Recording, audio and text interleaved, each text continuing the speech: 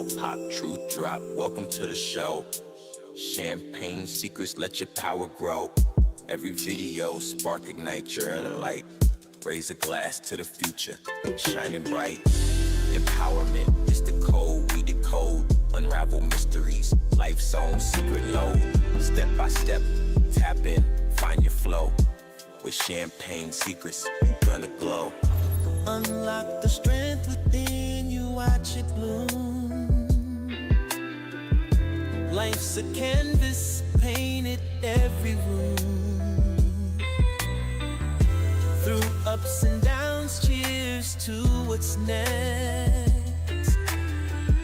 Champagne Secretzz, life's complex.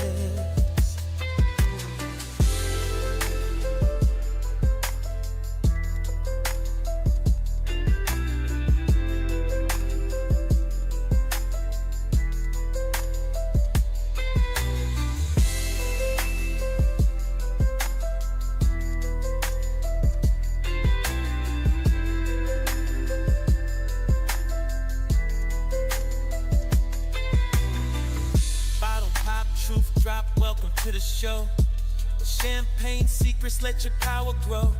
Every video, spark, ignite your inner light. Raise a glass to the future, shining bright. Empowerment is the code we decode. Unravel mysteries, life's own secret load. Step by step, tap in, find your flow. With Champagne Secretzz, you're gonna glow. Unlock the strength within you, watch it bloom. Life's a canvas, painted every room. Through ups and downs, cheers to what's next. Champagne Secretzz, life's complex.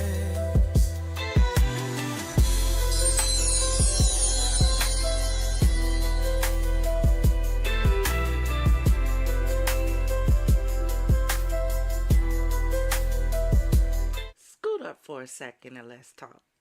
Yo, DJ, roll that beautiful champagne footage. All my life, all my life, heard this secret. It was, if I've been seeking this special secret. This is something that I've been. Try to put my friends on, and I finally found it, you know. This is a Champagne Secretzz moment. Wanna share it with y'all, so tap in.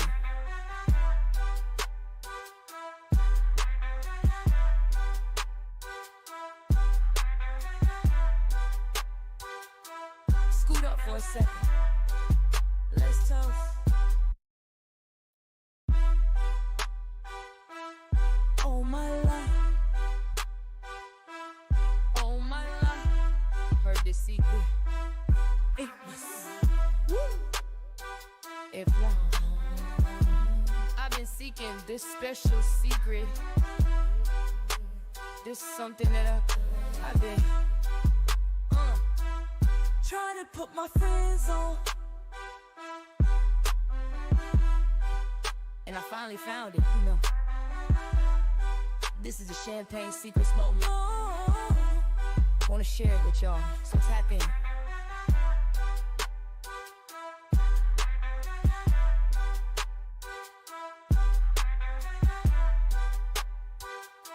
Scoot up for a second. Let's toast. What's going on, Champagne Gang, FizzFam, and Confidante? Welcome to the Champagne City, and you are currently in Champagne Studios. Yes, you are. Welcome to the chalet. If this is your first time here, hi, I'm the Empress, and you are joining me for grown discussions and bubbly banter. Over here, we get classy with a twist, huh? A little clink with chaos with a side of charm. So, if you're ready to sip, savor, and spill, baby, grab your favorite glass of bubbly kick your feet up on one of those Chase lounges over there. Say hi to a few people in the chat because we're friendly over here. And let's get ready to get into it. So, welcome back to Wellness Waves Wednesdays. Yeah, we got to bring it back because y'all going cuckoo for Cocoa Puffs. I don't know what's going on in the world. I told y'all I blame the pandemic. I don't know what they released upon the atmosphere while we was all locked into, well, not me because I was an essential worker at that time, but y'all that was locked in. I don't know what they snuck out on us unaware, but y'all have lost y'all ever living mind. So we need to gather together in the Champagne City and figure out how to recover it. But before we get there, so what I'm gonna do before we start with our new episodes is we're gonna do a marathon and go through the old ones. For those of you who have been here and caught the Wellness Waves Wednesdays, you know we are in the middle of our Managing Your Ship series. Yeah. We're teaching you how to manage those ships, friendships, relationships, companionships, situationships. Whatever the ship is, we want to make sure you are on the right ship. And a lot of that means being careful how you go in so you don't end up shipwrecked. Man overboard. Somebody throw me a life vest, a life raft. Someone come rescue me. Because that's where a lot of you guys are in your relationships. You're stuck in the deep blue trying to figure your way through it, trying to find safety, and trying to stay afloat. And a lot of y'all keep trying to find that by jumping on another ship without taking the time to assess what went wrong on the last one. But we're going to get into it. Before we get into that, I ran across, on yesterday we were talking about Naziah Harris. And while we were talking about Naziah Harris, I ran across this video last night. At the end of our show, we showed a video about human remains that were found in Detroit. Well, I ran across the update on those remains and kind of what's going on with that case. And so before we get into our Wellness Waves Wednesdays, I want us to check this out. This is why I keep saying our children are in trouble. They're in trouble. And they're in trouble at the hands of individuals who, again, are supposed to love, care, protect, provide for, guide, nurture, and give direction to. That's who's hurting our babies. It ain't strangers.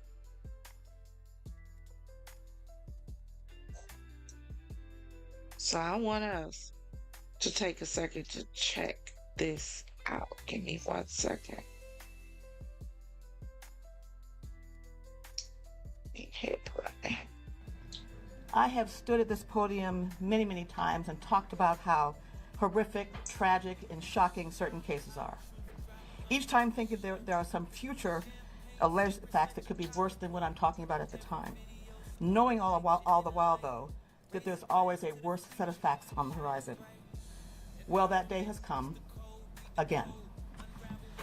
So I want to talk about a case of a young boy named Zamar King III. The alleged facts in this case are that we are announcing today. On January 6th of 2025, the Detroit Police Department was notified and summoned to a house on Whittingham in Detroit. They had been contacted by the landlord that owned that house. When he went to that house, the landlord contacted him when he went to that house to prepare it for a new tenant. Then he called the police because he found a shallow grave in the backyard of the home on Whittingham. Upon arrival, the police were shown that grave where a human foot was sticking out of the ground. The foot was believed to be belonged to a small child. After an extensive investigation by quite a few agencies, and the chief will talk about that in a minute, the buried body was discovered to be 9-year-old Zamar King III. That the mother of young Zamar was 41-year-old Brandy Pierce. It's alleged that she killed him. and that the cause of death found by the medical examiner was smothering and neck compression.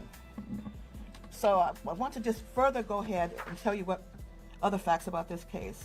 It's alleged that she purchased a shovel. She bound him by tying his hands and feet together and dug a hole in the background of the house on Whittingham, where she had been living for a short time. She then put him in this hole and covered him with dirt. That after killing her son, she and her other son, who was 3 years old, moved to Georgia, Cobb County to be exact. It was determined that this, in fact, happened sometime in October of 2024.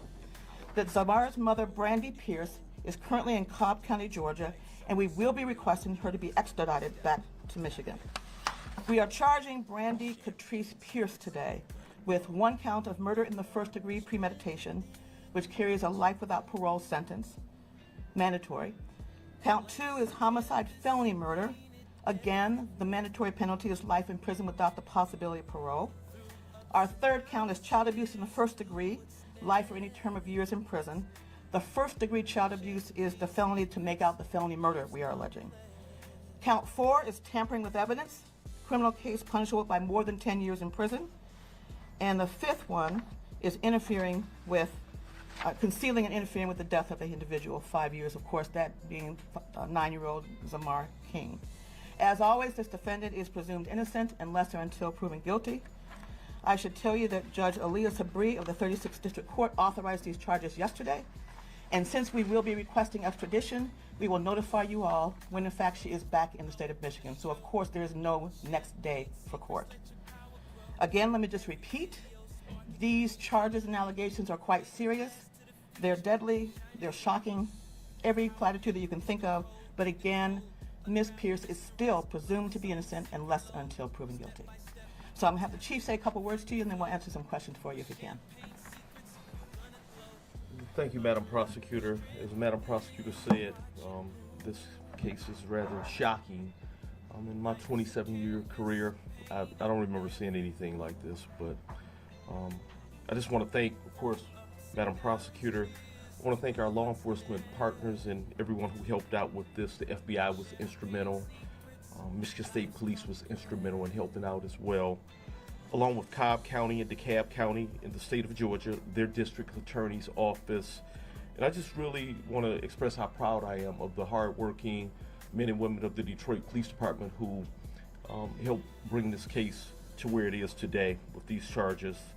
I want to thank, of course, of our Major Crimes Division, the Commander Rebecca McKay, Captain Marcus Thurkill, Sergeant Ashley Peterson, Detective Kelly Lucy, who is here with us, Detective Lisa Johnson, and then the officer who is leading the case, Officer Isaac Yamas, and the members of the Western Squad.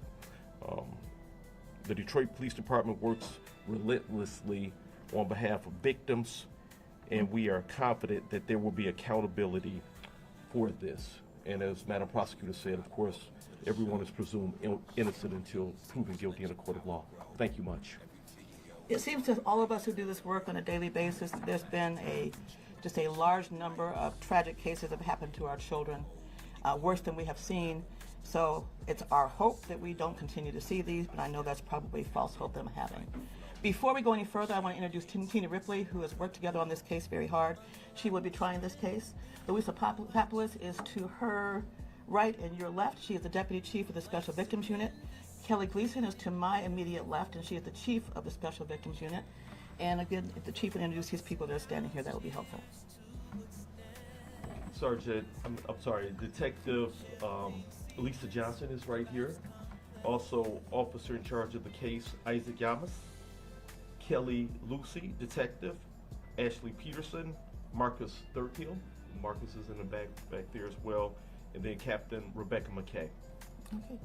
We'll take some short questions at this point, if you have any.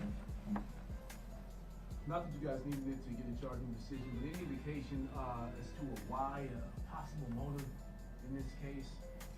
You know, I don't talk about motives at the time. If any further evidence and charging decision will come out when we go to court. So, again, we can't comment on that at this time. Has there been any communication with Samar's mother at all from you guys? We did speak with his father yesterday, actually this morning, actually. So yes, we have had contact with the family, and the Detroit Police Department has had contact with the family as well. So forgive me, I must be confused because I are not listening close enough, so I apologize for the relationship of the suspect to the child. Mother. Yes. 41-year-old Brandy Pierce was his mother. And does Mar's father live in Michigan? He lives in this area, yes. And was he aware of his child's death? Again, we talked to him. I don't think he was aware until recently, but again, we did speak with him this morning. Thank you. And we'll be speaking with him, of course, further as time goes on. And those are just, oh, go ahead. No, please, you got it. Those are her two kids, Zamar and the 3-year-old? Yes. Okay. Madam Prosecutor, where's the 3-year-old right now? What's his status? What's his condition? Again, he's with his mother in Georgia right now. And he was, and now he's in foster care here, I believe. Can you Foster care locally? Oh, okay. Yep. Are you able to provide any further information on the timeline of, you mentioned October, and then what? That'll come out in court. But in regard to how she ends up in Georgia with the other child, or with All I can family, tell all I can tell you at this point in time is she left shortly after she buried the body in the backyard and went to the state of Georgia. So the landlord call to DPD was on January 6th. The landlord call was on January 6th. The police were notified. They immediately went out to the house on Whittingham. They were shown that grave by the owner of that particular property. They saw the foot sticking out of the ground, and it went from there. The chief notified me immediately upon that discovery. she had rented that home? I assume she rented it. I don't know. Madam you've got your co-worker, some indication that, Who's talking? I can't see it. Randy was. Oh, okay. All right. All right. Can you speak to this at all? I'll just read this verbatim. The source indicated yesterday that the mother claims they were horsing around and playing some sort of choking game. I'm not going to comment on the evidence in the case. Also, was this case file sent over to you guys more than once at all? And if so, what elements were needed to get to a charging decision? Oh, we're not going to talk about that. Yeah. The police contact us when they have information. We talk often back and forth. And then once we get a completed investigation, we make a charging decision. Anybody else? Do you know how long the mom had been living at that rental house? For a short period of time. It's a very short period of time. Thank you, everybody. Oh, do you have something else? Well, I think I know the answer to your question, but I'm going to ask it anyway. My question is, do you, potentially this was accidental, somebody panics and then leaves the state, intentional? Are you able to offer anything in regard to intent or non-intent? I am not going to do that. Yeah. You'll find out in court. All right. Thanks, everybody. This may be the last ad you see. With Pi Ad Block, visit your favorite websites and watch ads. Right, so we took that down. So that was an update on the body that was found in Detroit. We do know the whole search is still going on, hopefully, for baby Messiah, because she was still a baby. So, and in the process, this landlord found a leg or a foot sticking out of the ground at his property. The mama done ran to Georgia with her 5-year-old child. And I don't know what is going on in the minds and in the heads, in the emotions and the spirits of these mamas that is doing the most disgusting things to their children. I don't know how you could birth something out and turn around and do to them what these mothers out here are doing. That's why we started that series called Monster Moms. And we're going to start back doing it because we need to bring light to this problem. These men running around here acting a fool ain't the only ones that are a problem. No. Some of us women out here are a problem too. So now, let's switch lanes. Change our background, give us a little ambiance. Y'all like it? Drop some champagne glasses in the chat. If you like our background, we just switched to. Y'all know I try to give y'all a little something. But we're getting ready to head into our Wellness Waves Wednesdays. Like I said, we've been dealing with managing your ship. So before we continue with the series and start with something new, I figured why not do a marathon of what we've covered so far, just in case you've forgotten something. Then we can jump right in and start fresh. I think we would have one more week of the marathon. So I think there's 2 more shows that I didn't catch in this one. And then we're going to start fresh. Start working on how these ships is working and who we connected to. Who are we allowing on our ship? Who are we allowing to set sail with us? Do we even know what ship we own? That's the question. But we're going to get into it. So make sure your glasses are filled to the rim. Make sure you're comfortable. Welcome to Wellness Waves Wednesdays, our Managing Your Ship series. See, you have the right to do whatever you want to do, but not when you're with me. Not when doing you puts me at risk. Not when you made a commitment to someone to love, honor, and cherish them. Not when we're on this journey of forever together. But you just went and switched lanes without notice. You went on a high-speed chase in the opposite direction with me with you, and I'm just supposed to crash and burn on purpose by accident? I know you lying. Drop in the comments and let me know what you would do, how you would handle this situation. Would it have taken you 7 years to tell him the door? But that's why you have to know the type of ship you're on and who you're on that ship with. So that brings us to our Wellness Waves Wednesdays topic for the next few weeks, managing your ship. Because you have to pay attention to a ship for it to run right. And you have to make sure you have the right people on that ship. If you're trying to navigate right and your shipmate is trying to navigate left, how are you going to make it to your destination? You will remain stuck in limbo, going nowhere and accomplishing nothing, but time will keep moving. And after a while, you'll notice you are still in the same place, singing the same song. Let's get into it. How many of y'all can agree with that? That one day you looked up and realized, haven't I compassed about this mountain before? Haven't I been here? All right, let me make it live for you. Ain't this the same type of ninja I just broke up with? Ain't this the same type of broad that I said I would never let into my life again? And here I am, sound like I'm singing the same old song. New day, same story. That sound familiar to y'all? Just finished our Escaping the Heartbreak Hotel series, and we learned tools to help us escape heartbreak, loneliness, anger, self-loathing, depression, and anxiety. Things that are plaguing our society today because somehow we've forgotten how to cope.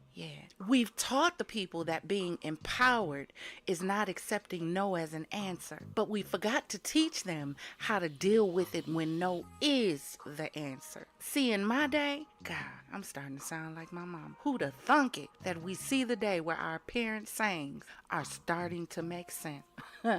But we see it every day, several times a day, with boyfriends unaliving girlfriends, and girlfriends unaliving boyfriends, and parents unaliving children, children unaliving parents.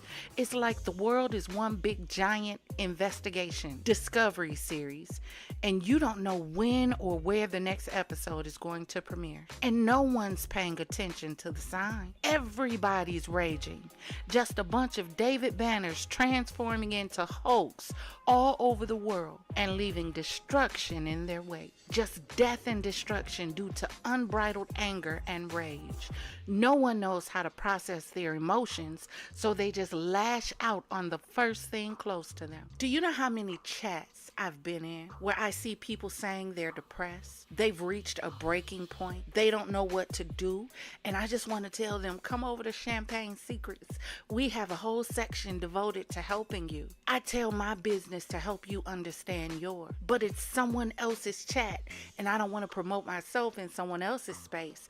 But the level of hopelessness that I see is heartbreaking. But somehow over the years, we've lost something. Resilience. The ability to bounce back, shake it off, and keep moving forward. It's like we've dropped an anchor right in the middle of turbulent waters and said, I'm tired. I don't want to go back, and I don't want to move forward. What do you do when you're too afraid to go forward, but you're too scared to turn back? Baby, that's when you look to the hills from whence cometh your help. You focus inward instead of outward.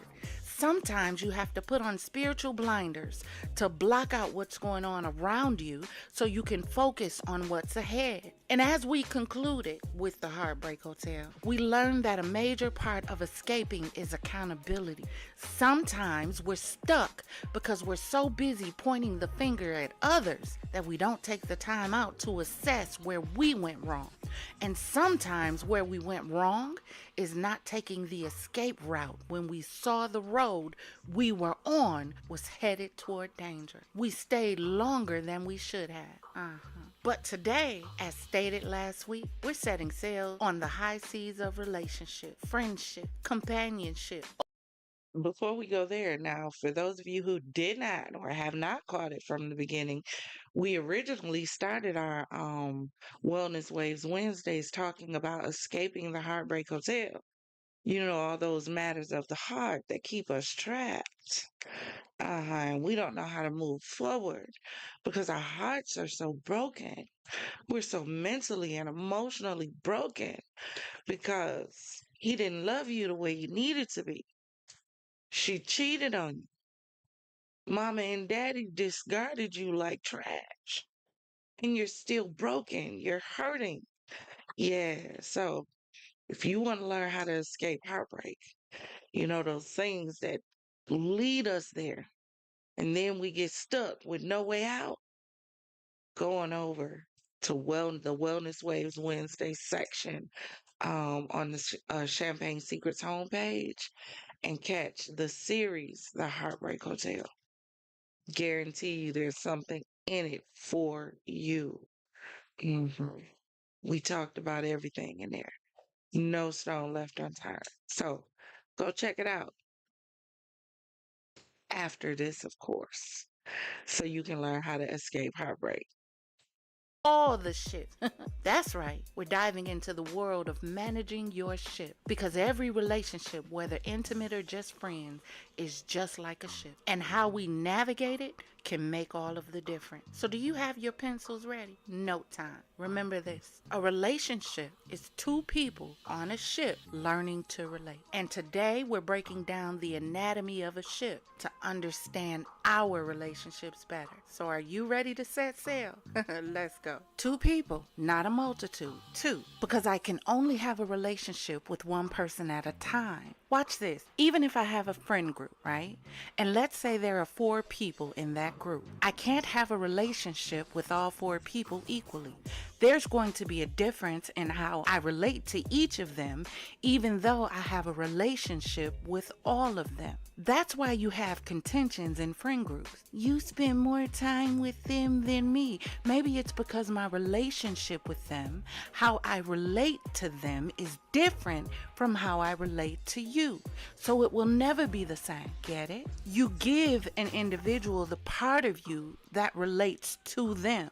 If a person wants to know how to swim, I'm a swimmer. I don't know where they get that black people don't swim from. I'm just not getting in the ocean unless I'm on a ship. No, thank you. I'm not playing with God's creatures in that water. I'm not. And if you've watched my Secret Obsessions, then you know I love them. I love sharks on the TV, not in person. But if you ask me to teach you to swim, I'm not going to take you to the club because that's not the part of me that relates to you. Get it? But see, we want to make everybody relate in every area. And then we're hurt when they don't measure up to our expectations for the space we put them in. But that's because we don't take the time out to get to know who we are climbing on the ship with. If you can't swim, then I know not to take you to a diving board in 10 feet deep water because you aren't equipped to handle it. And even though I can swim, I'm not equipped to save you once you start drowning. That's why you have to know who you're getting on a ship with. So we're going to be breaking down the anatomy of a ship to help you better understand your ship. Now, this is going to be an introduction to what we're going to be discussing over the next several weeks. I'm not going to go into full depth on this week because we'll be here for another hour, baby.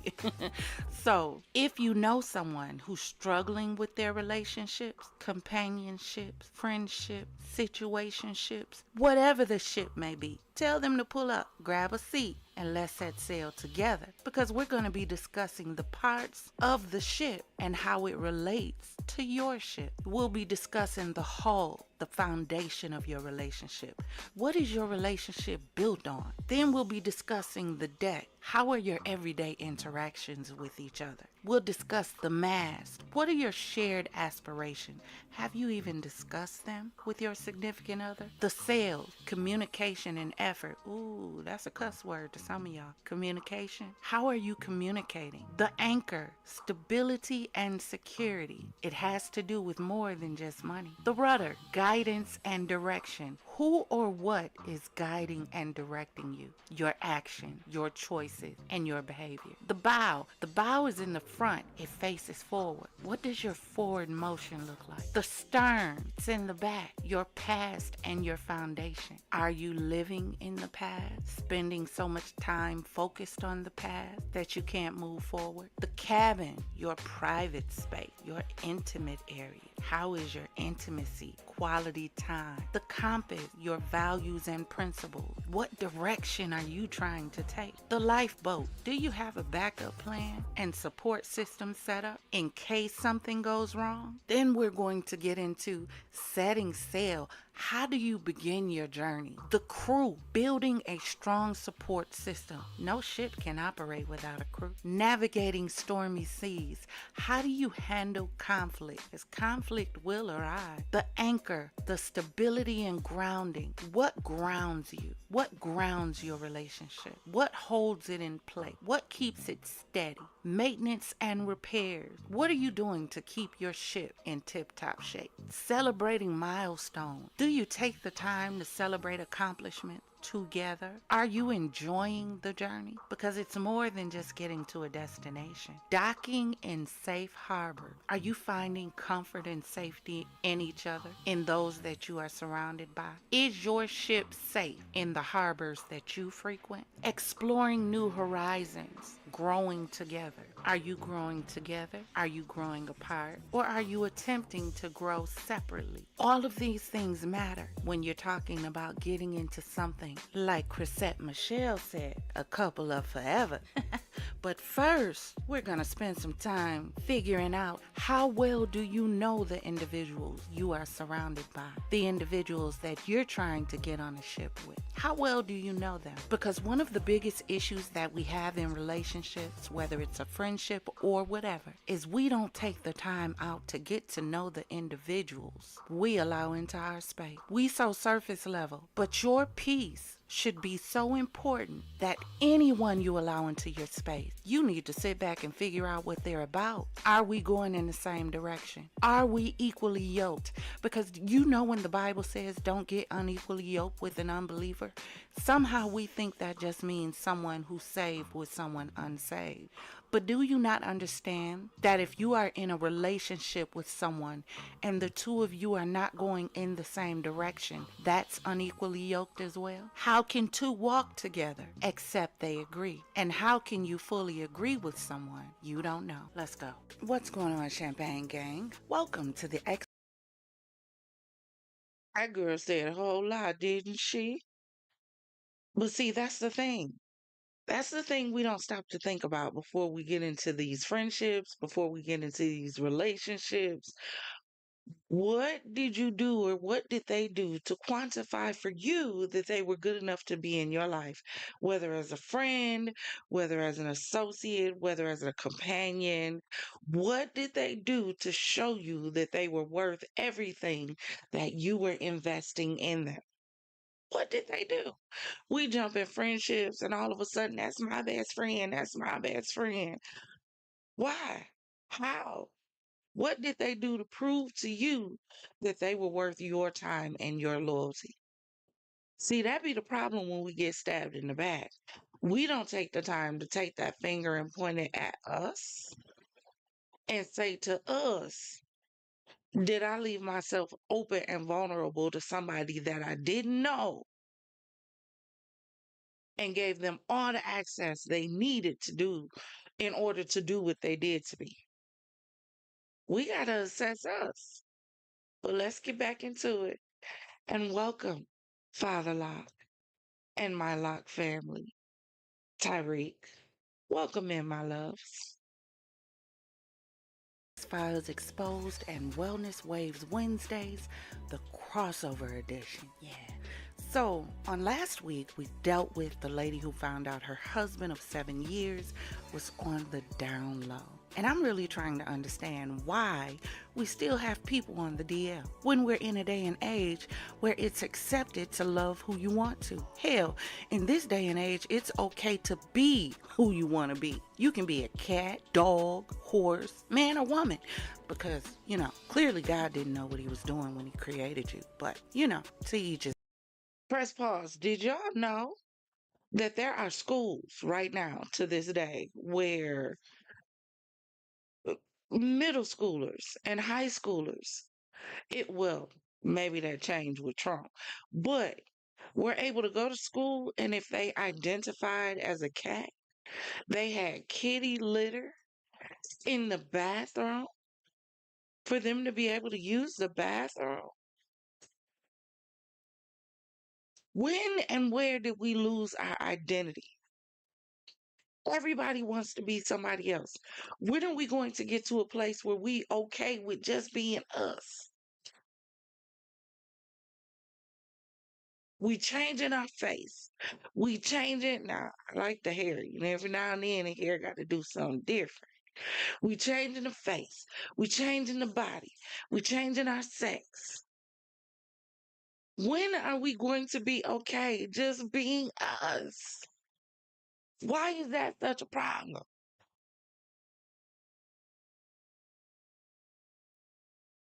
God created you to be exactly who you are. Why do we always want to change that? But let's continue. But as she stated, she had signs, but she ignored them. She was in love, honey. And a lot of us play the fool for love. We do.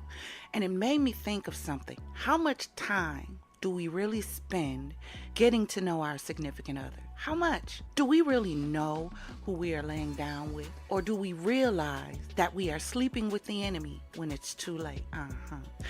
But this is how we end up broken and devastated, because we invested in someone that hadn't shown us they were worth the investment. What did they say? What did they do to show you they were worth a couple of F? Did you stop to think about what your life would be 5 years from now with this individual? Did you have conversations about the future and what it would look like? Or did you get the pecker and the putty tat and just got stuck on stupid? Look, it's okay. We've all done it at one. Y'all know that's what y'all did. Hell, I did it sometime. We got stuck on the exterior. He looked just the way you needed him to. She looked just the way you needed her to. And you got stuck. You trusted the big button of smile. That was the problem. And before we knew it, guess where we was at? Stuck in Heartbreak Hotel. That's why we had a whole conversation about getting out. Because too many people are still stuck. You didn't take the time to see if this person was going to be worth your time. They just look good on your arm. They felt good in your bed. Talk to me. They said the words that you needed to hear. They touched you in just the right way. Them words dripped from their lips like honey, and you soaked up every bit. Before you knew it, your nose was open. You wasn't thinking. You wasn't caring to ask any questions. All you knew is what you got, you wanted more of. Hey, you just couldn't get enough. For real. Y'all know that's what happened. Where you find yourself curled up in a corner. Woe is me. Breaking down. Singing Tony Braxton, Unbreak My Heart. Got all the heartbreak songs on repeat. Because you didn't take the time before you got your heart and your emotions all wrapped up, tied up, and tangled up in this individual to even stop and think, can I even envision myself with this individual 5 years from now having anything productive? Holla if you hear me. Talk to me. I talk back. But that's what we do. And we wonder why, time after time after time, we're ending up in heartbreak. Because what are you doing to protect your heart? What are you doing to protect your emotions? You so desperate for love, you open up the most valuable part of you to anybody who is going to come in and listen. Anybody who going to stroke you the right way.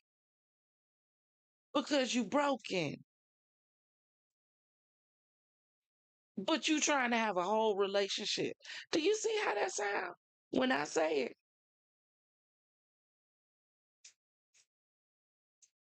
If I only got half a pizza left, why am I getting upset because it ain't a whole one? All I got in the box is half. And you can't expect the other half to materialize out of thin air. And that's what a lot of y'all do in these relationships. Y'all expect it to materialize out of thin air. Y'all expectations be so in the clouds. And you be so broken when the magic trick don't work. Well, baby, relationships, friendships, companionships, they are a magic trick. It takes effort from both parties. It's something you got to put in order to get something out. Well, let's continue. Point in time or another. We have. But when you know better, you do better, right? So scoot up for a second so we can know. Now remember our definition for relationships. Relationships are two people on a ship learning to relate. Because you can only relate to one person at a time. No matter how many people are on the ship, your relationship with one individual is different from your relationship with anybody else. Even if you have several siblings, even though you love them all, you relate to them all in different ways. And some of them you don't relate to at all. You're just associated by blood. Come on now. Don't act like you get along with everybody in your family. Be honest. Some of those creatures you just don't like. Look, I've told God a few times, where were your antennas when you set me in this family? Kendrick Lamar said they not like us. No, I'm not like them. We don't think the same, act the same, behave the same.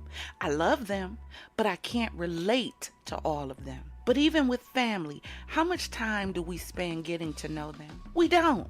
We accept them because they are family, but do you truly know them? Have you invested time getting to know them? So that's what we're discussing on today. Getting to know your ship. Who is the co-captain of your ship? Because that will determine the direction the ship is going to go in, right? So first, we're going to deal with intimate relationships. So let's start here. with the law of attraction. Yeah. Attraction is the power of evoking interest, pleasure, or liking for someone or something. So, you realize you're attracted to them, right? But what piqued your interest? And when it was piqued, what about it caused you to pursue a relationship? These are questions you must ask yourself before embarking on a journey as permanent, or should be, as marriage. Because if you jump ship after it's already left the dock, well, now you'll have to deal with sharks and the treacherousness of the water itself. You have to swim back to a place of safety, which exerts strength in itself, and then you wonder why you're so drained.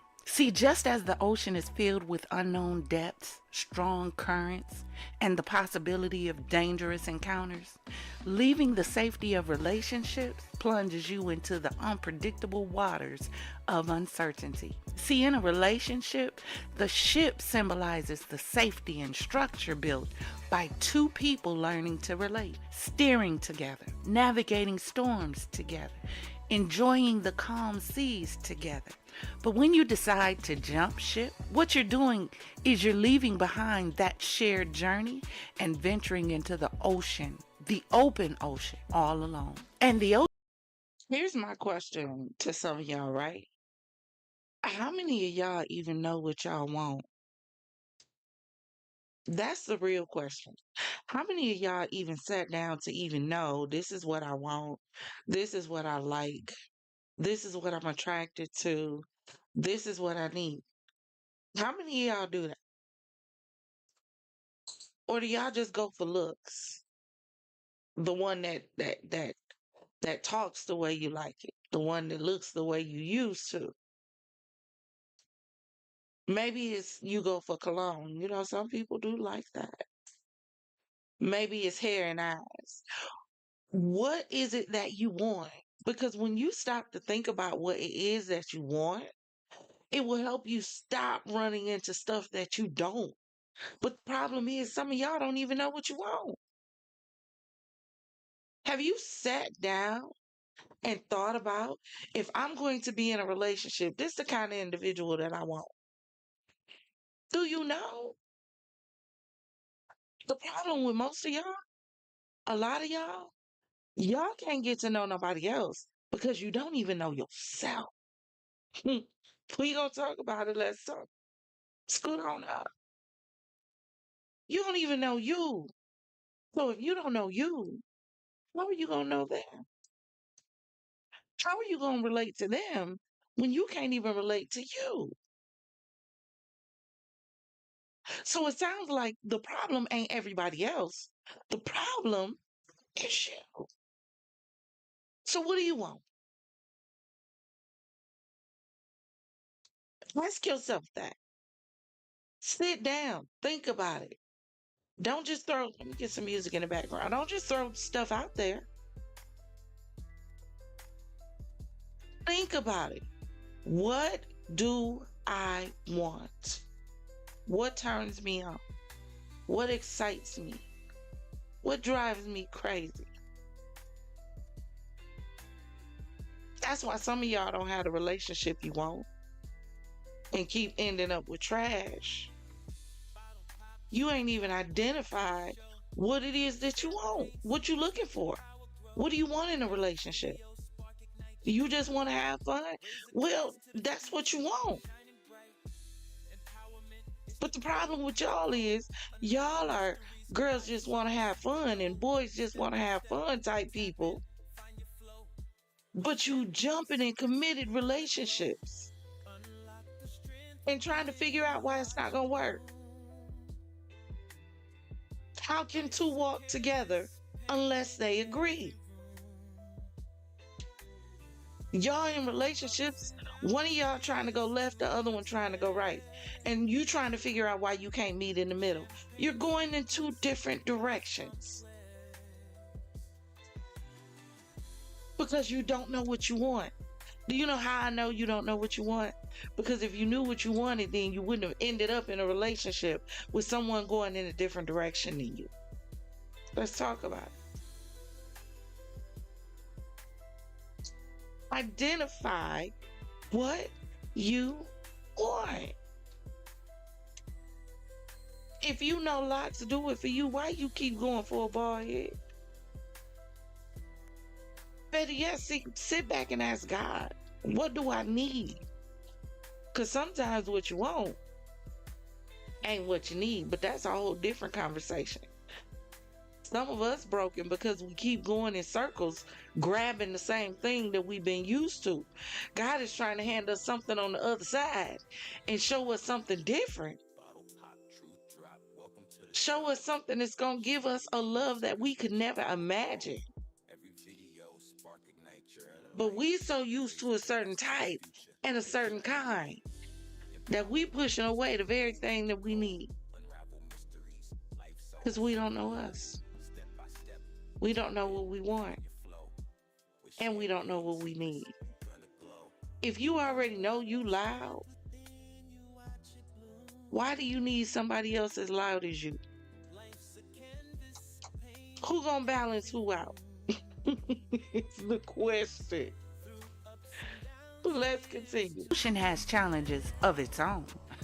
The waves, hidden predators, and the struggle to stay afloat, even for the best swimmer. This mirrors the waves and the vastness of the emotional and mental battles you face after ending relationships or jumping ship, trying to find your way back to safety. You'll confront loneliness like the endless horizon, fear like the lurking creatures below, not to mention the sharks in the water waiting to devour you because now you look like prey. You look like easy pickings because you're vulnerable. You'll have to face waves of doubt, the cold currents of loss, the vastness of starting anew. And just think about this. Think about the number of times you've jumped ship and had to wade through the treacherous waters all over again. And God forbid a storm arises when you jump ship. Now you're trying to navigate the waters, in the waters, without a ship and in the midst of a storm. Sounds different when you compare it like that, doesn't it? But it's what happens when you jump on a ship not knowing where the ship is going or who you're stuck on the ship with. Now, you know every ship in the water has to have a name, right? Some of y'all ships should be named Misery, The Shining, Final Destination, Jeepers Creepers. Because some of y'all are in real life horror movies and you're going to have to make one of two choices. Do I abandon ship and take on those waters again? Or do I stay on this ship and figure out how to turn this horror movie into a love story? So what? Now that's the thing. Some of y'all are in a place right now. Y'all need to make some decisions. I don't know how y'all walking around in some of the relationships that y'all are stuck in, going around in circles and just dealing with it because y'all have gotten so comfortable with the tragedy that you tried to call love that now you scared to step out the door and start all over because you've been trapped in this heartbreak in this hotel for so long you don't know how to function outside of it. That's the problem. How you in a relationship crying, upset, and depressed?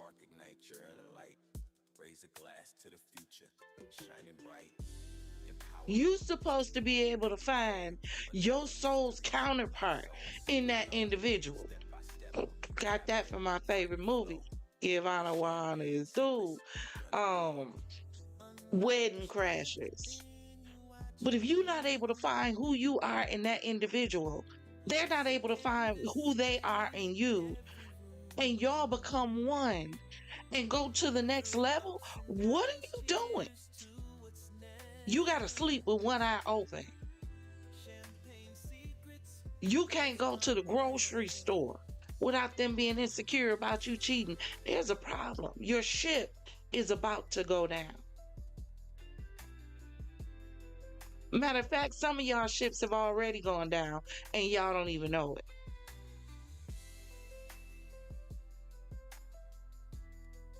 Some of y'all should have abandoned ship a long time ago. Some of us God give warnings to, we don't listen and we stay. We don't want to look like a failure. Or the bigger one, The bigger one, we don't want to feel like somebody else is going to benefit from our investment. There it is. A lot of y'all don't want to walk away because you put too much in it. And you feel like if you walk away, somebody else is going to be able to enjoy what you invested, and it ain't you.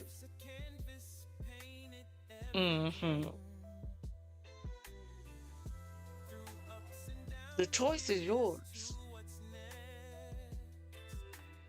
Y'all walking around talking about you living in a beautiful nightmare. How the hell them two even go together? I ain't never had a nightmare that was beautiful. Like, we really crossed into Lululand. We thinking if he threatening to put your head in between the stove and the refrigerator, that's true love. We don't believe in love now unless it's toxic. And we wonder why we keep getting toxic. Because you're literally drawing to yourself what you desire. That's the crazy part.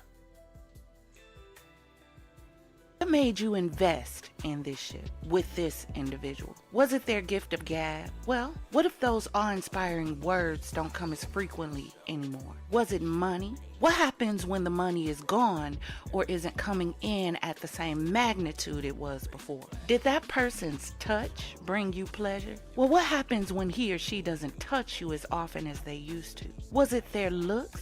Ladies, was it his firm physique? Fellas, was it her figure 8, Coke bottle shape? Well, what happens when over time that 8 turns into a 0 and that 6-pack turns into a keg? Yeah. Will that individual still be attractive to you? Or will your magnet seek something else to attach to? See, these are the things you have to ask yourself about the individual you are on the ship with. What attracted you to this individual? Now, attraction shouldn't be your main focus in your relationship, because what originally attracted you to that individual may change. It may have originally been looks, but as the relationship grew, there should have been other things about this individual that you are attracted to beyond just the surface. So if you've been in a relationship for a while, ask yourself, what am I now attracted to in this individual? What attributes or characteristics of that individual can build or fortify a permanent attraction?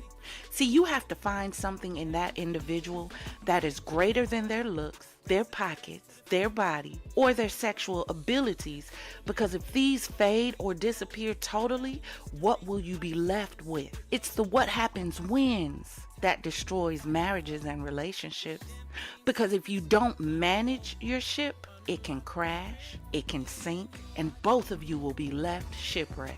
The key is to learn how to combat these what ifs before you even say I do. Learn to combat them in the beginning of the relationship. I know that when we look at an individual, it's the physicalities of that individual that cause you to take pause. There's nothing wrong with that. But relationships are two individuals on a ship learning to relate. I can't relate to you physically because we are so physically different. I can be attracted to you physically, but that's not how I relate to you.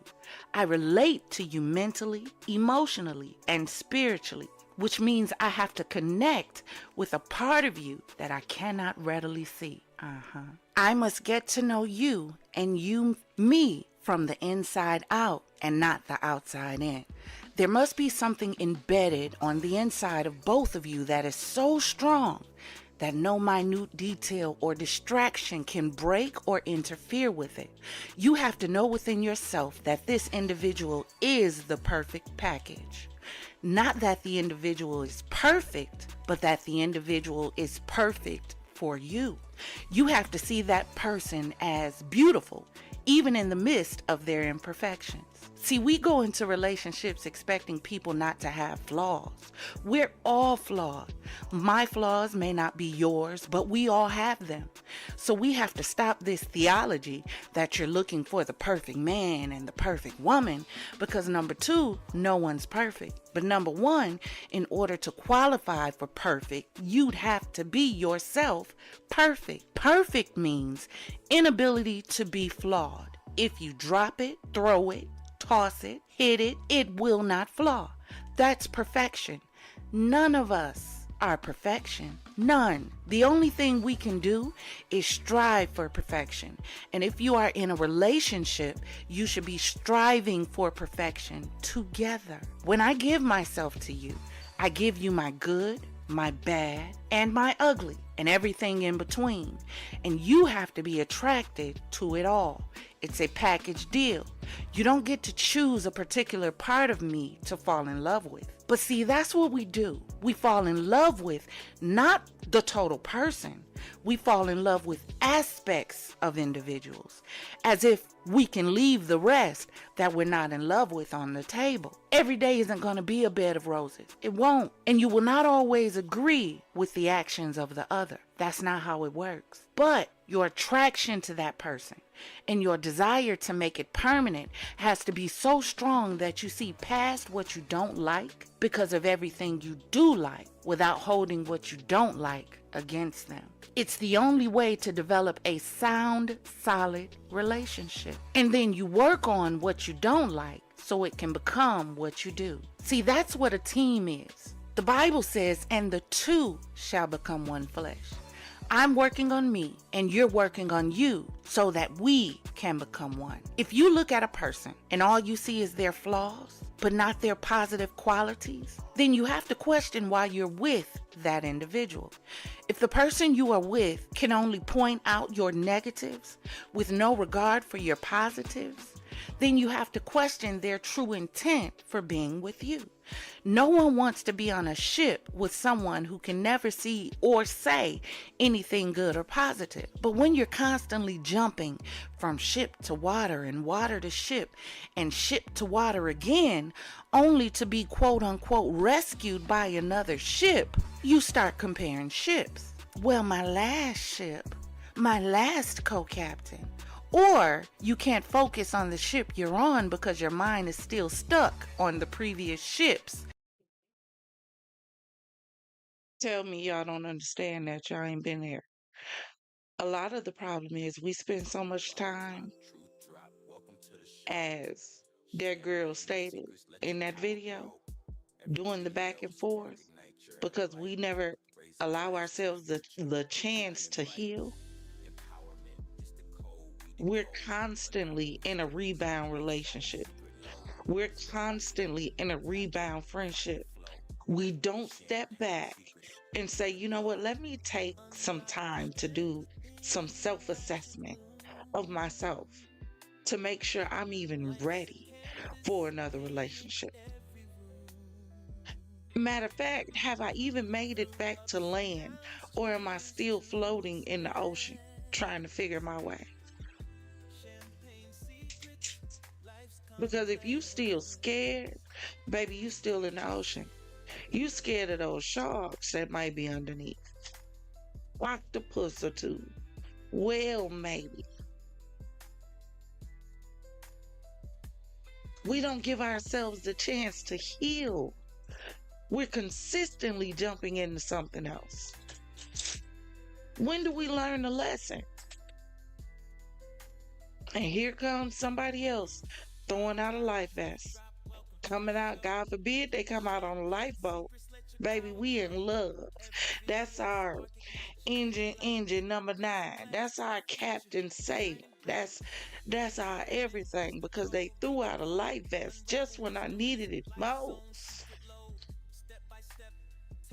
And what happened? We find ourselves stuck in a heartbreak hotel again. See how it all correlates and fits together? Give yourself time to heal. Stop having a problem being all one. Alone. That's what that means. All one. Stop having a problem being all one. It's okay to be with yourself. It's okay to take yourself to the movie. Take yourself out to eat. Show yourself love. Get in tune with your star player, in the words of Cat Williams. It's okay.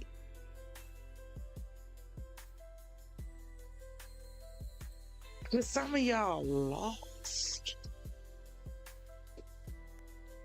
Lost. Because you ain't took out the time to figure out you, to heal you, to take care of you. Because you constantly with another you.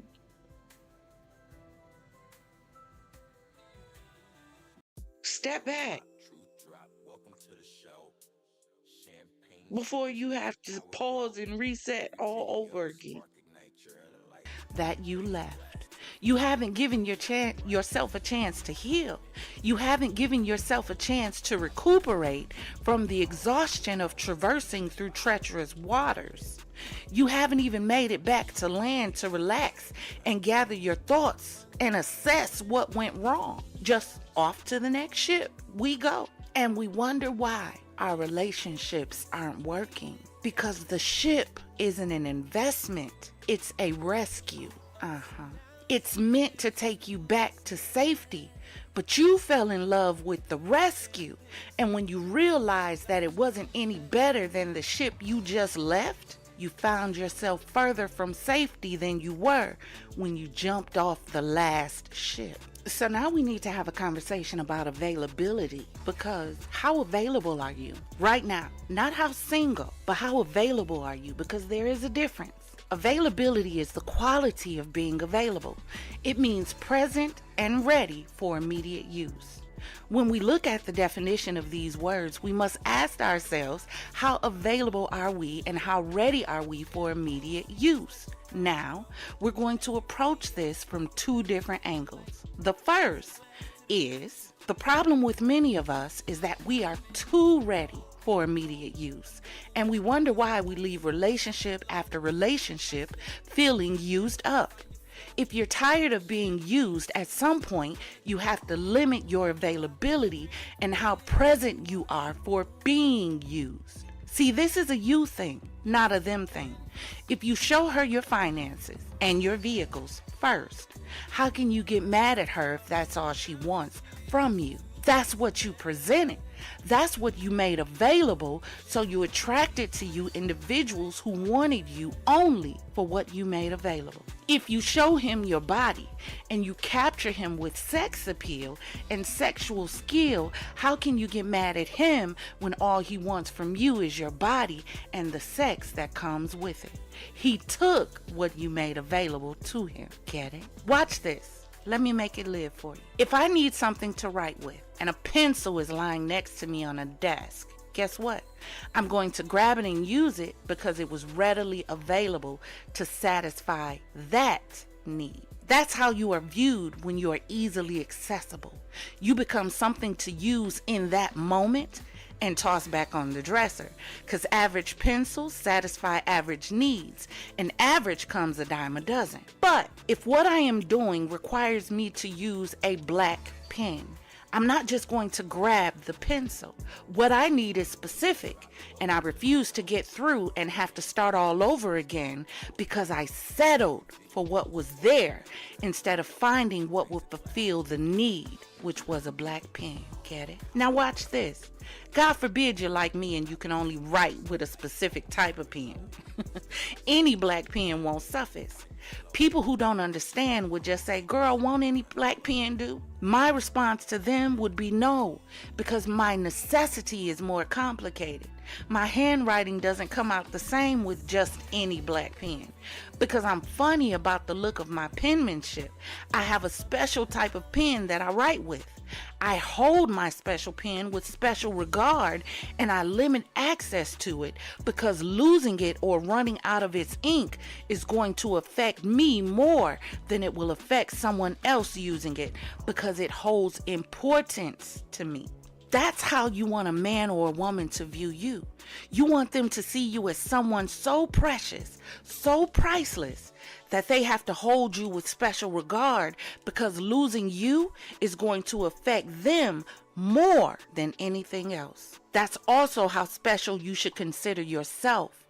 I should hold me, my goods, my presence, my treasure with such special regard that letting just anyone use me and have my goods in the end is going to affect me more than it would affect them. That's how you want to be. You want to be searched for, not easily accessible like everything else. And you should want someone who fits your need and not someone who only temporarily satisfies. Otherwise, you'll find yourself constantly going from ship to ship, grabbing a hold of the temporal and never obtaining the permanent, or you get stuck in permanent based on temporal satisfaction. See, many times we meet someone with whom we have an interest, and we put everything we are and have on the table, never taking the time to find out if the individual is even qualified to handle who we are, who we were, or whether they are capable of handling what we have to offer, or even worthy of sharing our most valuable assets with.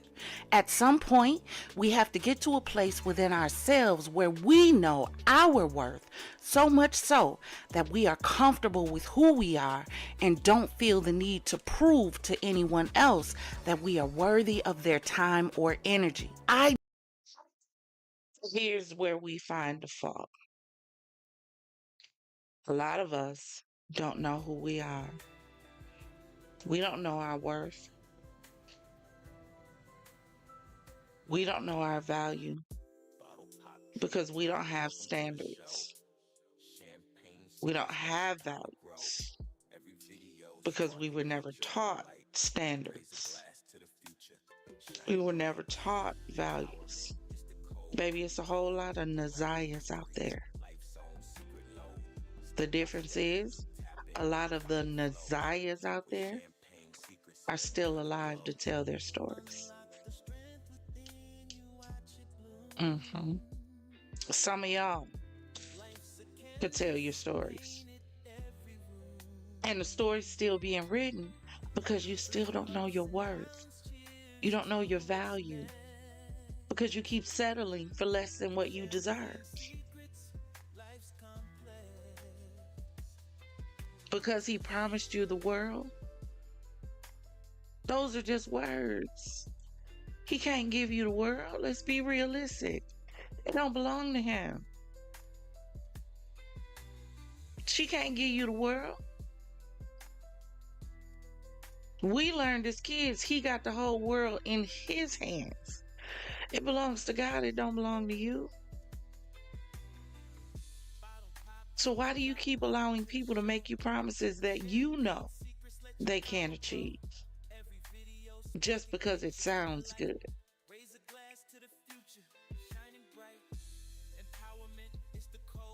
Know your worth. And then add tax.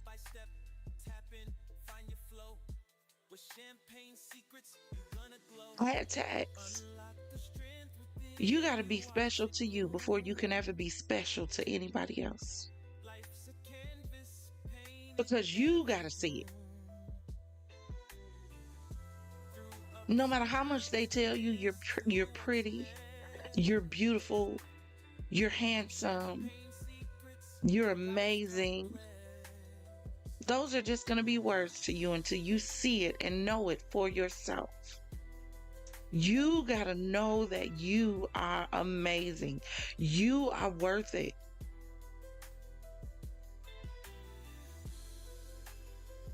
You deserve the best of everything that everything has to offer because you are you.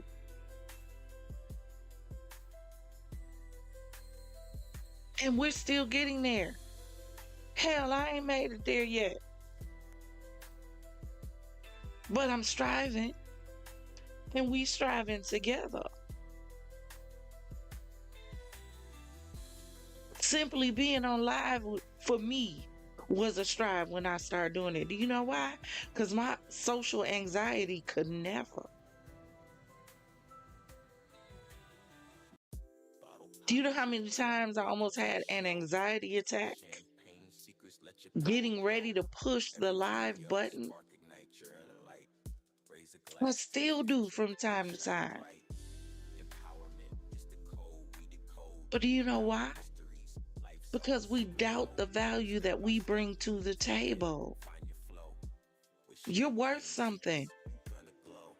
But you gotta know it first. You gotta love you before you ever try to give that love to anybody else. You gotta learn to give it to yourself first. And then it'll make the love that you give to other people, it'll make it so much prettier. But you gotta learn to love you. Know who you are. You are valuable, but you gotta know it. You gotta believe it. You gotta see it.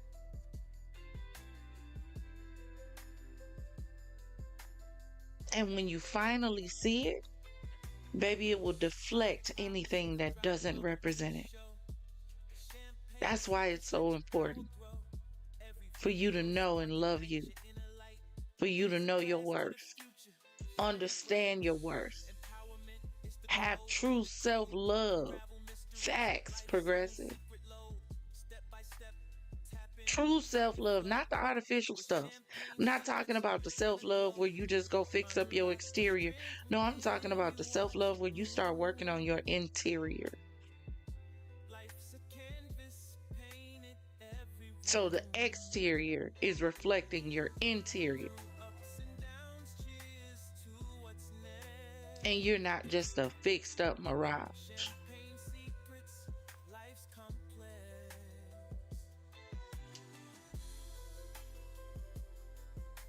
Let's continue before we close it out for this week. Did this. Now, y'all know I'm transparent with a purpose. So let's talk about me real quick so y'all won't get upset that I'm talking about y'all. Story time. So I met this guy, and at the time I was going through a divorce. Not divorced, but going through one. And he was fine. I mean fine. Long locks, deep dimples, handsome, muscular. And I fell in love. We spent time together. I spent nights at his house. Now, at the time, I was extremely insecure because in my mind, why would this guy choose me? I was young. I didn't really know my worth. So we started being intimate, right? We started talking. Never had a conversation about what this was or where we were going, what this journey was that we were even trying to embark upon. We were just together, right? Now, I'm one of those who God never allows anything to happen to me without notifying me. So people would talk about me and the conversation will be accidentally sent to me, stuff like that, right? That's how God does me. And I might not ever tell you that I know what was said. I'm going to just move different. But one day I was with him. He asked me to set up his phone. Now he's 10 years older than me. So I might have been about 32 at the time. He was 42. So while I'm setting up his phone, I see a message scroll across the top. And it says, "Daddy, are you coming home tonight?" But it wasn't his daughter. My spidey senses go off, but I don't say anything.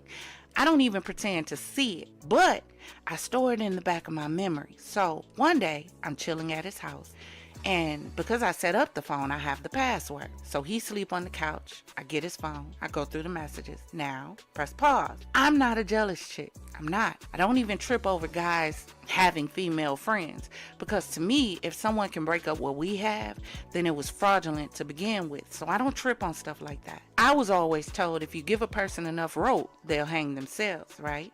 So I don't look for stuff to go wrong. I don't go searching for a problem. I give a person that I'm dating or a friend a clean slate from the beginning. But now, if I feel like you're trying to make me jealous or something is presented to me, now I'm looking to know how to protect myself. So while I'm looking through his phone, I see message upon message from women talking about sexual encounters and when you coming back to get it and was it good, just all kind of stuff. Again, I don't say anything. A few days later, while I'm retwisting his lie, I asked him, are you seeing someone else? And I told him, before you answer, I want you to know I went through your phone and I saw messages from other women. Now, I apologize to you because it was your property. But when I saw the message scroll across the top of the screen, I had to know. He never addressed what I saw in the phone, but he told me he was disappointed in me because he never expected me to be that chick to go through his phone. So that passes. Then one day his family is in town. He invites me over to meet his family. His sister invited me to come by the next day for dinner. I said, okay. And I waited for the call that he was going to pick me up. So I never received a call, right? But the call I did receive was a pocket dial. I could hear him get out of his car, go up to the door, knock on the door. And when the door opened, I could hear him singing, I'm about to dive in, you know. So I'm listening, right? Sound on mute. I could hear her fussing at him, saying, nah, Ninja, you playing with me, not answering the phone. I know you messing with someone else. He like, girl, stop tripping. I've been at work. So he starts talking about how good she looked in her red dress the night before. So then I started hearing light moaning. Now, I know she said she had kids, so I'm sure she was trying to be quiet, but he still doesn't realize his phone is on. I could hear the bed creaking, so after a while, I just hung up. Tried to call him, but of course, the phone was dead.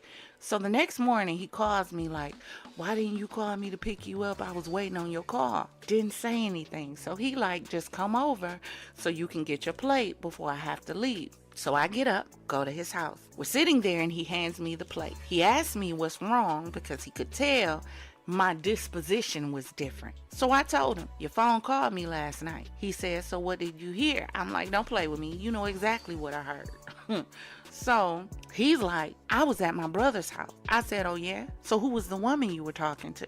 He says, you must have heard my brother's wife. So I said, so you told your brother's wife she looked sexy in the red dress the night before?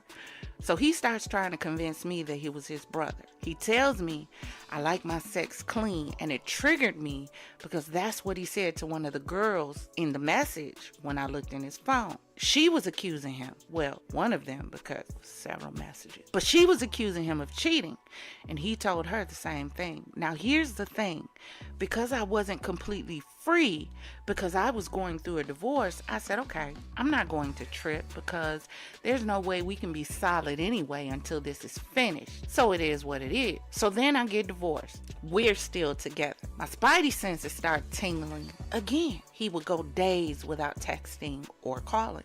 He started accusing me of cheating because I always wanted to be near him or under him. I was heavily in the church, and I would ask him where he was because I was a prayer warrior. And if I'm praying for God to protect my children, why wouldn't I pray for God to protect my significant other? So I would always tell my children, wherever you're going, let me know where you are, because my prayer is going to cover you where you told me you were going to be. So why wouldn't I do the same for my man, right? So he would say things like, I'm trying to keep tabs on him. So I stopped asking. I was in love, stuck on stupid.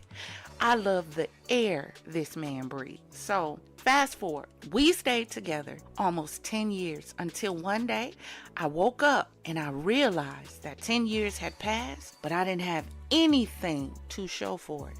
It was like the wool had been snatched off my eyes, and I woke up and I walked away and never looked back. I was dumb. D- dumb. Dumb. Do you hear me? Sometimes you got to wake up and admit to yourself, child, you went through that because you allowed yourself to go through that. At one point, were you going to wake up and realize, okay, this ain't it. This ain't for me. What do we do? Have a conversation with yourself. Say self. Let self say, We need to pack up ours and get out of here. Because we about to crash and burn. This ship is going under. So before it go under, honey, I will walk the plank myself. I will put myself on it.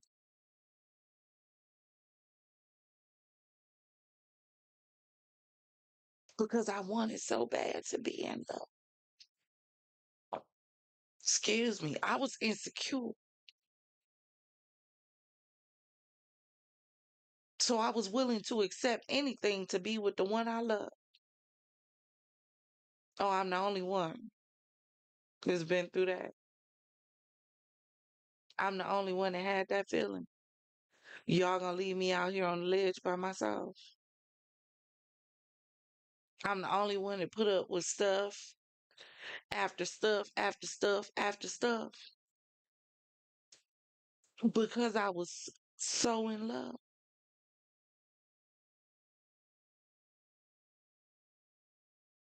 In the words of Tina, what's love got to do with it? When you sitting there looking dumb, just every new thing come out, you just taking it, just taking it, just taking it, just taking it. Because that's your level of love. Don't be like me, baby. Don't wait 10 years to wake up. You can wake up right now and choose something different. Choose to go home another way. But you got to make that decision. To this day, he tells me I left him because I was cheating and I was never real with him. And I told him, love, see, you're not dealing with the insecure little girl that you were dating 10 years ago. Use that reverse psychology shit on somebody else. I played the fool, but I called foul on the play and I walked away. But here's the thing. I really couldn't get mad at him. Do you know why? Because he never promised me exclusivity. He never promised me forever. He never told me I want to make you my wife. I wanted forever. I wanted to sail the 7 seas with this man. I wanted to ride off into the sunset. I was holding on to the thought of what we could be without the assurance of what would be. And isn't that what we do in relationships? We go all in without even knowing if the individual we are pursuing is willing to go all in as well. You know how I'm always talking about accountability? I had to take the L on that because I made myself available to be used. I jumped on a ship with this individual, not even knowing where the ship was going and not fully being free from another ship. So who should I truly be mad at? Him or myself? Let's be honest. How many times have we ended up hurt because our choice didn't choose us back? I mean, if we gonna talk about it, let's talk. Scoot up. It wasn't that he didn't want me. He just wasn't going in the same direction. He wasn't done sowing them oats and honey. He wanted me when he was ready to settle down, which he wasn't ready to do yet. And Oats and honey is actually diabolical, but let's continue. he thought that I would stick around and wait until he was done because, you know, that's what Meemaw them used to do back in the day. Many of us put so much on the table because we want to prove to the other individual that we qualify. That's what I did. I wanted so bad to prove to him that I was worth his love, that I was willing to put up with everything he was dishing out just to say I have him. Did I have his time? Yeah, but so did other women. Now, I was the only one who had access to his house, but that didn't mean he didn't have access to others. Did I have his pecker? Yeah, but so did others. So we were on a ship together, but there was plenty of stowaway. The other part of being available is this. Are you truly available to get in a ship? Watch this. If I want to take a cruise. First pause. That be the problem with some of y'all. Some of y'all relationships, friendships, and everything got too many stowaways, but y'all not removing them from the ship. Y'all want to deal with the stowaway instead of dealing with the person that allowed them to stow away. anytime a stowaway is able to get on the ship, that means there was an area of the ship that was left vulnerable, which shouldn't have been. So when y'all dealing with all these stowaways, all right, let me make it live for you if you're gonna act like you don't know what I'm talking about. All these extra men, these side pieces that keep popping up out of nowhere. Where is your ship being left vulnerable at that they are able to slip in? Or are you on a ship with holes anyway?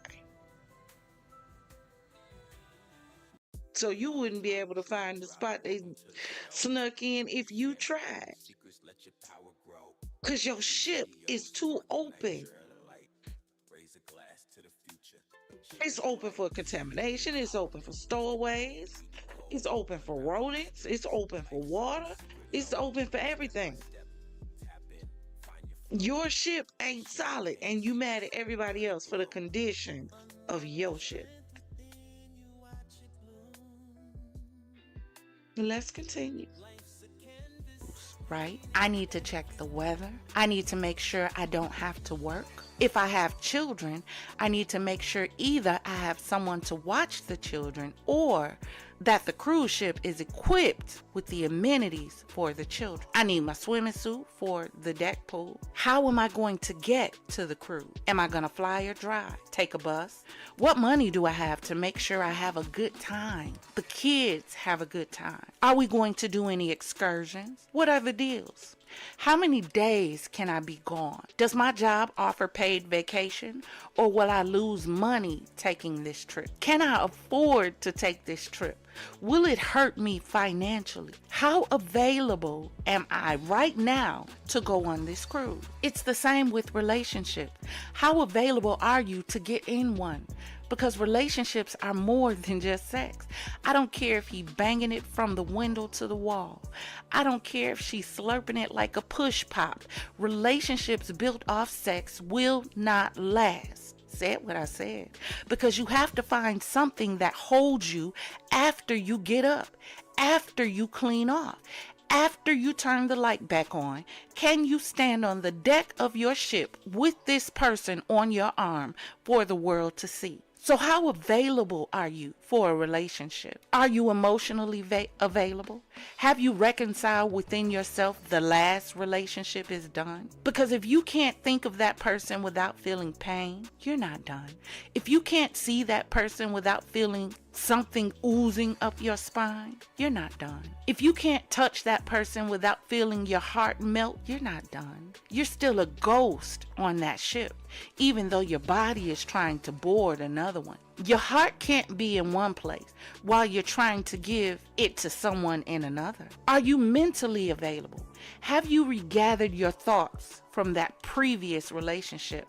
Or are you constantly thinking about what would happen if, full of regrets? If you are, you're not mentally available. Do you get angry every time you think of that person? If you do, you're not mentally available because your new ship needs all of you. How can you possibly be available for a new relationship when your heart is in one place, your mind is in another, and your body is somewhere else? The Bible says, and the two shall become one. That means in order to be two, I have to be whole. You have to be whole. And we merge our wholeness together and we become one. Same aspirations, same desires, heading in the same direction. I can't do that if I'm not whole. So you have to make sure you are truly available for what you're trying to embark upon and not desperate for it. Because we do some dumb stuff. We make some dumb decisions out of desperation. We do. We settle for anything when we're desperate. We fall for anything when we're desperate. And this means we have to examine ourselves, not the other person, but ourselves to see how ready am I for what I say I want. If you want to find out the intention, listen, pay attention. But you can't listen if you're not communicating. It's a true statement. Let a person talk long enough and they'll reveal to you the true intentions of their heart. But if the first thing you show them is your heart, you give them the advantage of knowing just how to hurt you, because your heart is not your most valuable asset, it's your most vulnerable asset. In giving your heart first, you give the source of your vulnerability before they see the source of your greatest strength. The strength of a man and the strength of a woman shouldn't be in their sex drive, their finances, or their heart. It should be in the depth of their intellect, because it's within the intellect that you learn. See, I'm very sapiosexual. If you can't stimulate me intellectually, you'll never be able to captivate me anywhere else. Within the confines of the mind, you find out who a person really is, because how they think dictates the way they process situations and information, and their true intentions concerning you. Now, don't get me wrong. It's natural for a man and a woman to desire each other. That is something that God placed on the inside of each of us.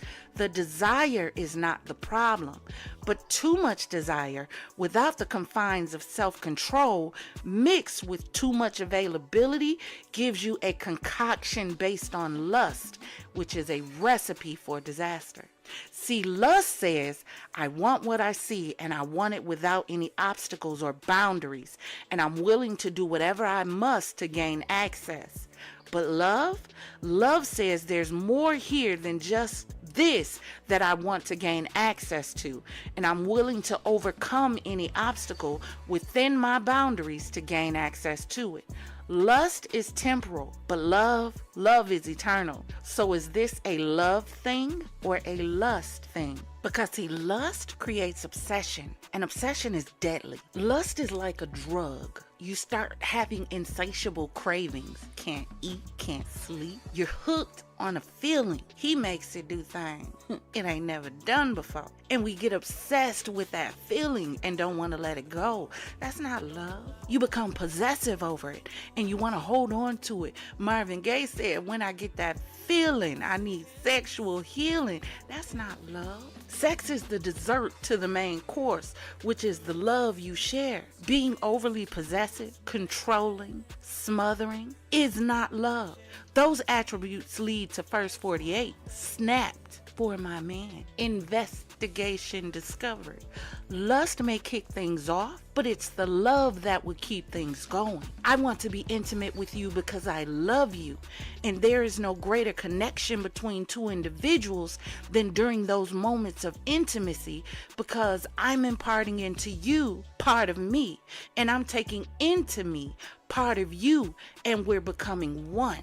That's why a marriage isn't a marriage until you consummate it. Sex. Because on a spiritual level, you are becoming one. But the problem with a lot of us is we might as well join a polygamous ranch because we are married to too many individuals. Let's talk about it.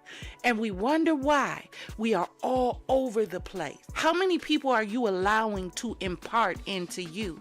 And how many people are you imparting yourself into? That's the question. And we're going to continue with the rest of it on next week. And y'all listen, if y'all hear anything outside, it's because I have the window. Okay, we're going to pause right there. Hold on one second. And we're going to continue on next week for our Wellness Waves Wednesday on Wednesday. Make sure you pull up because we are going to get back into these. You know, this is where we do a little pause from the sip, savor, and spill of the week. You know, all that extra drama and mess that we deal with. These negative stories, because it can take a lot out of it. It really can. That's why I don't indulge in the same thing over and over and over again, because sometimes too much of one thing can be bad for you. So we split it up a little bit. But on Wednesdays, we pause to deal with our mental well-being and our mental health. And we pause to get some life lessons to help us go a step further. Because over here, when one wins, we all win. And we want to see everybody achieve their dreams. And most of all, Start dreaming again. Some of y'all have forgotten how to dream. You've forgotten how to tap into your imagination. You've forgotten how to just visualize what you want your future to be. And that's why you stuck where you are. Because you stopped dreaming. You stopped creating. You stopped imagining. One of these days, we are have to take a trip to what I call the imagination. Imagine and nation. Yeah. We're going to have to take a trip there so that we can learn how to imagine again, how to dream again, how to tap into your inner child so that you can create the life that you always wanted, so that we can create the life that we always wanted. But we got to start dreaming again. We forgot that. We've given up our goals and our aspirations. We've given up the desire to reach for more. And we've become complacent right where we are. And we can't do that. We don't do that over here. It's all about empowerment and growth. And baby, you gonna grow whether you want to or not. So, I hope you enjoyed the show today. Excuse me. Thank you for joining me in the Champagne City for another Wellness Waves Wednesdays. We are definitely going to continue this one on next week, Wednesday. So make sure you pull up. This doesn't just have to do with relationships. It has to do with friendships, family ships, companionships, any ship that you find yourself struggling with. Pull up. We're going to have a conversation. We're going to deal with these ships so that you can be well equipped to make sure before you get on another one, you're paying attention to the maintenance, you're paying attention to the body work, you're paying attention to the crew, you're paying attention to the visitors, you're paying attention to everything. You're going to be well prepared to get on your next ship because you're going to be careful about how you go in it. You're not going to lead with your heart and your emotions first. This time you're going to think your way into it.